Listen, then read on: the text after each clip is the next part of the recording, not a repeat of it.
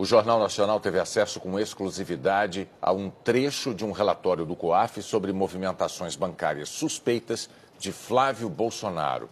Em um mês, foram quase 50 depósitos em dinheiro numa conta do senador eleito pelo Rio. O documento traz informações sobre movimentações financeiras de Flávio Bolsonaro entre junho e julho de 2017. São 48 depósitos em espécie na conta do senador eleito, concentrados no autoatendimento da agência bancária que fica dentro da Assembleia Legislativa, e sempre no mesmo valor, R$ 2.000. Total de R$ 96 mil depositados em 5 dias. Os primeiros depósitos foram em 9 de junho de 2017. Foram 10 depósitos no intervalo de 5 minutos, entre 11h02 e 11h07 da manhã. No dia 15 de junho, mais 5 depósitos, feitos em 2 minutos, das 16h58 às 17 horas. Dia 27 de junho, outros 10 depósitos, ou seja, R$ 20 mil depositados em 3 minutos, do meio-dia e 21 ao meio-dia e 24. Um dia depois, mais 8 depósitos em 4 minutos, de 10h52 às 10h56. Todos os outros foram feitos no mês seguinte, no dia 13 de julho de 2017. 15 depósitos em 6 minutos. O COAF diz que não foi possível identificar quem fez os depósitos. O relatório afirma que o fato de terem sido feitos de forma fracionada desperta a suspeita de tentativa de ocultação da origem do dinheiro.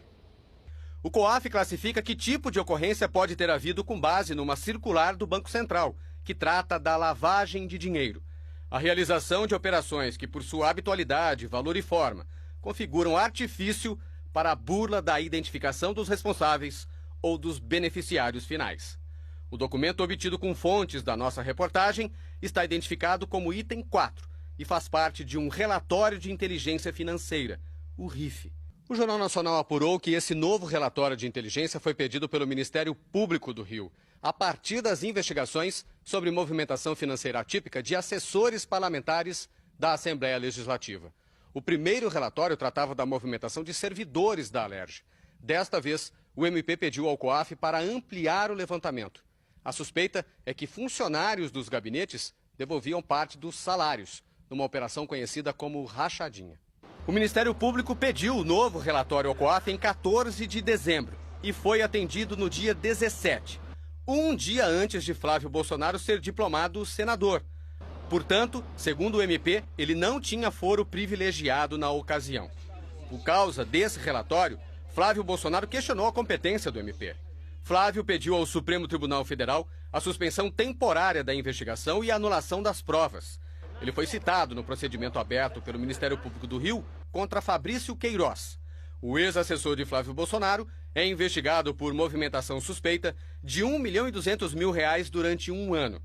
Na reclamação ao STF, Flávio Bolsonaro argumentou que o Ministério Público do Rio utilizou-se do COAF para criar atalho e se furtar ao controle do Poder Judiciário, realizando verdadeira burla às regras constitucionais de quebra de sigilos bancário e fiscal. Flávio argumentou também que, depois de confirmada sua eleição para o cargo de senador, o Ministério Público requereu ao COAF informações sobre dados sigilosos de sua titularidade e que as informações do procedimento investigatório foram obtidas de forma ilegal, sem consultar a Justiça. Mas a primeira turma do Supremo Tribunal Federal tomou ao menos 2 decisões de validar que o Ministério Público obtenha informações do COAF sem autorização judicial. O Ministério Público do Rio se baseia ainda em norma do Conselho Nacional do Ministério Público, que permite a solicitação de relatório de inteligência do COAF e tem convicção de que não configura quebra de sigilo. O Ministério Público do Rio nega que tenha havido quebra de sigilo e diz que as investigações decorrentes de movimentações financeiras atípicas de agentes políticos e servidores podem desdobrar-se em procedimentos cíveis para apurar a prática de atos de improbidade administrativa e procedimentos criminais. O MP declarou também que Flávio Bolsonaro não era investigado. Afirmou que o relatório do COAF noticia movimentações atípicas tanto de agentes políticos como de servidores públicos e que, por cautela, não se indicou de imediato os nomes dos parlamentares supostamente envolvidos em atividades ilícitas. Acrescentou que a dinâmica das investigações e a análise das provas colhidas podem acrescentar a qualquer momento agentes políticos como formalmente investigados. Ainda segundo a nota, essa forma de atuar indica o cuidado que o MP tem nas investigações com o fim de evitar o indevido desgaste das autoridades envolvidas. Antes de a investigação ser suspensa, Fabrício Queiroz faltou a 2 depoimentos no Ministério Público.